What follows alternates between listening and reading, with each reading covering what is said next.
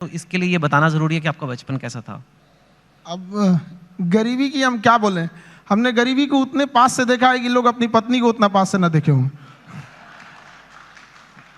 लेकिन फिर भी कुछ चीजें थी, दोस्तों ने काफी हेल्प किया, वो अपने पॉकेट खर्च में से कुछ पैसे देते थे ताकि आदमी पढ़ सके यहाँ पे। तो काफी दोस्तों ने भी हेल्प किया यहाँ पर।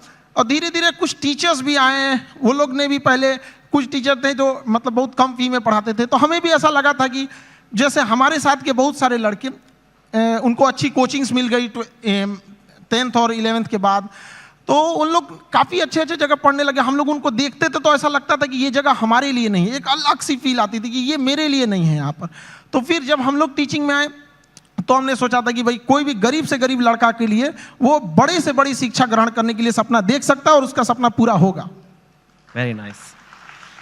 सुना है कि आपके पास एक बार घर जाने के लिए 90 रुपए की टिकट थी, आपके पास थे नहीं 90 रुपए, 40 रुपए थे, तो इसलिए आप जा ही नहीं पाए घर, कुछ ऐसा भी कुछ हुआ था? वो दिन मेरे जिंदगी का सबसे मतलब अजीब सा दिन था, क्योंकि हम जब कोचिंग चालू किए तो हम मेरे दादाजी ने हमसे, जब प्रॉब्लम्स इतनी ज़्यादा आने लगी तो दादाजी ने बताया कि देखो, सपने तो इंसान के बहुत बड़े होते हैं, सपने कभी मतलब ख्वाहिशें ख़त्म भी नहीं होती हैं, लेकिन कुछ ज़रूरतें होती हैं। तो पहले अपनी ज़रूरतों को देख लो, फिर उसके बाद अपने सपनों के लिए आगे बढ़ना। और दादा का रोल बहुत बड़ा होता है ज़िंदगी में। एक पोता के लिए उसकी ज़िंदगी का पहला दोस्त उसका दादा होता है, और एक दादा के लिए उसकी ज़िंदगी का आखिरी दोस्त उसका पोता होता है। तो मेरे दादाजी ने एकदम दोस्त की तरह रहे उन्हें। तो सबसे पहले हमने होम ट्यूशन चालू किया, जहाँ से हम बेसिक चीज़ें निकाल सके। तो पहली बार हमने एक बच्चे को होम ट्यूशन दिया तो उसको 600 रुपये मिले वहाँ से, जिससे कुछ रूम रेंट वगैरह निकल जाए। फिर एक 800 का मिला, ऐसे मिलते मिलते गया। उसके बाद हम एक कोचिंग्स में गए पढ़ाने के लिए। तो वो कोचिंग में शुरुआत में 4-5 लड़के थे, अगले दिन 50-60 हुए, फिर धीरे धीरे बढ़ते गए। एक हफ्ते में पूरा क्लास ही चेंज हो गया। तो हम पढ़ाने लगे, कोचिंग बहुत अच्छे चलने लगी। तो उन लोगों ने कहा कि फीस आपको बढ़ाना पड़ेगा क्योंकि पैसे तो वहीं से आएंगे आप। तो हमने फीस बढ़ाने का विरोध किया, तो उन लोगों ने कहा ऐसे नहीं होगा। तो फिर हम अपने से पढ़ाना चालू कर दिए।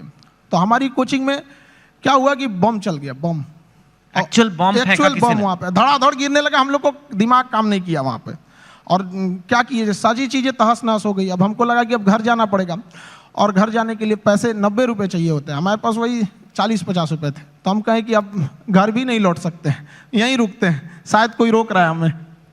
वाह। तो जहाँ 40-50 रुपए की बात थी, मैंने सुना है कि आपको अभी थोड़े दिन पहले ही किसी एजुकेशन कंपनी ने कहा कि आप हमारे साथ आ जाओ नौकरी, और इनको जॉब ऑफर मिला, यू कैन से, एक तरह से। एंड वो जॉब ऑफर था 107 करोड़ रुपए का। तो यू नो व्हेन, एक वो दिन भी आपने देखे हैं जो 40-50 रुपए नहीं है, घर जाने के दुकान बंद करके, और 100, लेकिन स्वैग देखो, आप मना कर दिया। हमने मना कर दिया है, हमको 140 करोड़ नहीं चाहिए। हमें 140 करोड़ में आप पैसे ले सकते हैं, लेकिन जो स्टूडेंट का प्यार होता है वो कभी नहीं खरीद सकते हैं। जिस दिन मेरे इंस्टीट्यूट पे बम चला था, पुलिस बाद में आई थी, अगल बगल जितने लॉज थे, जब लड़कों को पता चला था तो पूरे लड़के छाप लिए थे सबको, और पूरे ऑर्गेनाइज अगल बगल की कोचिंगें डर के मारे बंद हो गई थी। और हमारी कोचिंग बम लगने के बाद भी नेक्स्ट बैच से